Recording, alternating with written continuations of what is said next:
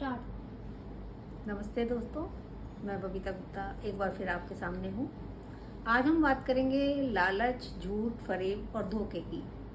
अब आप सोचोगे कि इंश्योरेंस में किस चीज़ का लालच और झूठ और धोखा और फरेब, लेकिन हमारे पास अक्सर कॉल्स आती हैं जिसमें वो लोग कहते हैं आपकी एक पॉलिसी चल रही है, उस पर आपका एक लमसम अमाउंट बताया जाता है, ऐसा अमाउंट जो राउंड फिगर में नहीं होता है, जो जिस पे आसानी से विश्वास कर लिया जाता है कि आपका इतना बोनस बना हुआ है। क्या आपके एजेंट ने आपको बताया है? तो ऑब्वियसली नहीं बताया होता, क्योंकि वो होता ही नहीं है। लेकिन हमको इस तरीके से बताया जाता है कि हमारा एजेंट चोर है और वो आपको नहीं बताएगा और वो बोनस आपका उस एजेंट को दे दिया जाएगा। जबकि आप खुद ही सोचिए, कोई भी ऐसा प्रोसीजर हो सकता है क्या कि मेरे बैंक का पैसा या मेरा इंश्योरेंस का पैसा या किसी भी चीज़ का पैसा मेरे एजेंट को दे दिया जाए? कोई भी कंपनी ऐसा नहीं करेगी, क्योंकि ऐसा करने से कंपनी का नाम बदनाम होता है और ये कोई प्रोसीजर है ही नहीं, एक्सेप्टेबल ही नहीं है। और उसमें वो बताते भी बहुत बढ़ा चढ़ा कर हैं। जैसे मान लीजिए मेरे पास एक बार फ़ोन आया, मेरे उस पॉलिसी में 90,000 रुपये जमा थे और मेरे पास कॉल आया कि आपका बोनस 1,56,000 रुपये है, जबकि वो पॉलिसी कंटिन्यू मोड में भी नहीं थी उस समय। तो आप खुद सोचिए, जिस पॉलिसी में मेरे 90,000 रुपये कुल जमा है उसमें 1,56,000 रुपये मेरा बोनस कैसे हो सकता है, जबकि वो पॉलिसी लैप्स मोड में थी। तो आम आदमी लालच की वजह से अपना दिमाग उस समय बिल्कुल ताले में बंद करके रख देता है और वो इसलिए ये बात बोलते हैं कि एजेंट के पास चला जाएगा, आपके एजेंट ने आपको नहीं बताया है, जिससे कि आप ये बात एजेंट से कंसल्ट ना करें। आपको उसके ऊपर विश्वास नहीं रहेगा तो आप उससे नहीं पूछेंगे। जबकि अगर आप उससे पूछते तो वो आपको बताता कि ऐसा कोई प्रोसीजर नहीं है, आपका जितना भी बोनस बन रहा होगा वो आपको चेक करके बता सकता है और आप उसको कब कब और कितना कितना ले सकते हैं और उसके क्या बेनिफिट्स हैं और क्या डिसबेनिफिट्स हैं, वो भी सब आपको आपका एजेंट बता सकता है, अगर उसको पूरी प्रॉपर नॉलेज होगी तो।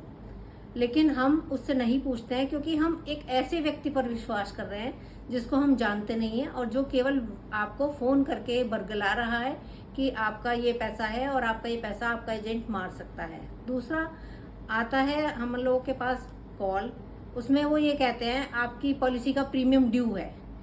आप कहते हो हाँ ड्यू है मेरा, तो वो बोलते हैं कि आप अगर हमारे थ्रू कराओगे इसको जमा तो आपको 10% का या 20% का डिस्काउंट मिलेगा। लेकिन आप सोचिए, अगर ऐसी कोई व्यवस्था होती तो इसका सबसे पहले जानकारी मिलती आपके एजेंट को, और जबकि उसमें आपको उस एजेंट को कोई नुकसान नहीं हो रहा है तो वो आपको ज़रूर बताएगा आपकी गुड बुक्स में रहने के लिए।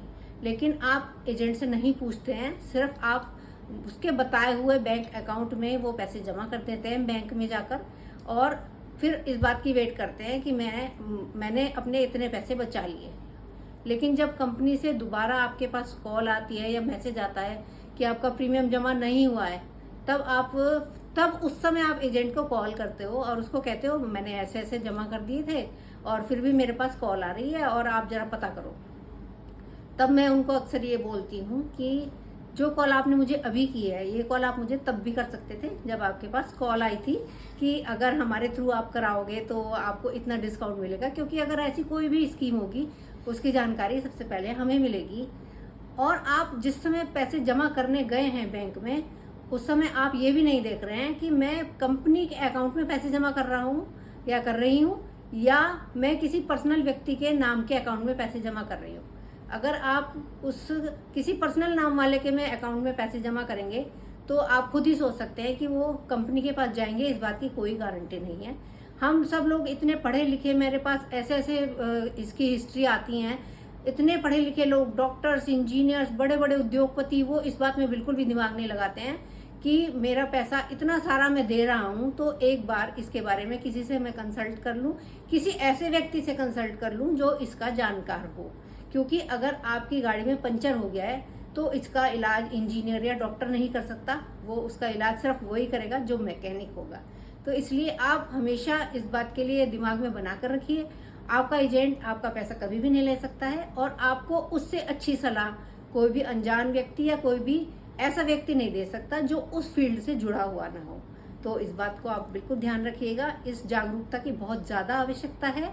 और नमस्कार, मैं फिर मिलूंगी आपसे इस वीडियो को आप अपने जानकारों को, अपने रिश्तेदारों को ज़रूर से फॉरवर्ड करिएगा, जिससे कि उन लोगों को भी जानकारी मिले। और मेरे चैनल को सब्सक्राइब करिए, जिससे कि आगे भी आपको बहुत अच्छी अच्छी जानकारी मिल सके। नमस्ते।